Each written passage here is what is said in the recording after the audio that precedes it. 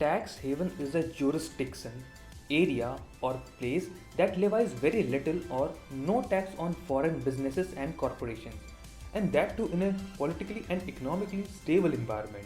Now, when we think about the word tax haven, there is a negative connotation associated with it. But why? It is because it provides a potential opportunity to people who wants to avoid taxes. Company, wealthy individuals use tax haven legally for stashing and storing money by bypassing the higher tax rates in their home country. And due to this, nations are getting deprived of their due share of revenue. Though tax haven countries are in existence from a very long time, but still we don't have any universal definition of tax haven. So, the Organization of Economic Cooperation and Development have listed some attributes for a country or place to qualify as a tax haven.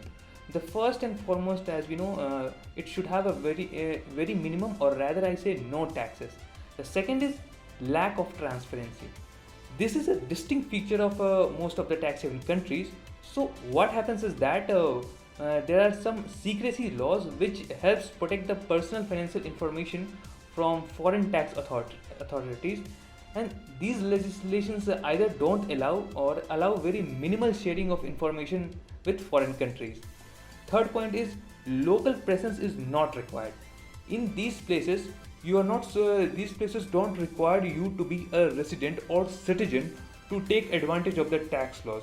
For example, according to data from a Government Accountability Office report, there was a building in Cayman Islands which have housed around 18,000 international companies, which means you can claim the tax benefits just by fixing your nameplate there. You don't have to actually produce goods and provide services within the domestic territory of that country. So, some of the famous tax havens countries are Cayman Islands, Mauritius, British Virgin Islands, Bermuda, Barbados, and Hong Kong. Now we will see how tax haven countries operate. So suppose there is a company called in India called ABC India Limited, which procures organic cosmetics from India, and it labels them under their own brand and sells it in the market of US. So let's assume that the price of the materials which it is procuring is say 100 crores, and it is selling into the market of United States at a price of 200 crores. So the profit here is 100 crore, and they will have to pay tax on this. But what they do is that they are not directly selling in the market of United States. They have opened two more shell companies, one in US called ABC US Limited, and another in any haven country called ABC Haven Limited. So they are procuring inputs of worth 100 crore from India, and they are selling it at the same price to a country in the haven country. So their net profit is zero. Since the profit is zero, so the tax on profit is also zero. Now the company which is situated in a haven country called ABC Haven Limited, that company is getting raw materials at a price of 100 crores, and it is selling to a company in United States at a price of 200 crores. So they are making a profit of 100 crore. But since the tax on profit is zero, because it is situated in a haven country, so there is no tax here. And the company in US, what it is doing is that they are getting the materials at 200 crores, and they are selling it at the same price. So the profit here is zero, so the tax also zero. Now if you analyze the chain of transactions, they are procuring goods from India at 100 crore and selling it to finally in the market of United States at a price of 200 crores.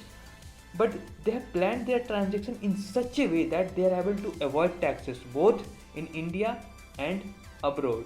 Now the income which ABC Haven Limited has acquired of a profit of 100 crores, since it is not taxed, now the owner, what it will do is he will try to reroute his profit back to India through FDI channels or other investment channels. So if you see the list of the top FDI inflows from countries across the globe, you will find there are a couple of tax haven countries there. Now the obvious question that arises, if tax haven countries are so liberal with their taxes, so how they are earning income? What is the source of their revenue? The answer is customs and import duties. These countries supplement their low government revenue by imposing tariffs, and these taxes are imposed on various goods imported into the country, and it causes higher cost of living because a high fee is applied to the item before they are sold locally. The second is registration and a license renewal fee. So the newly registered company are required to pay an initial registration fee, and apart from this they are also required to pay a license renewal fee each year to be recognized as an operating company in that country. And since the number of companies are very large, so the these annual license fee, it acts as a kind of recurring income for the company. So if I were to conclude my findings in a nutshell, then tax havens has many effects.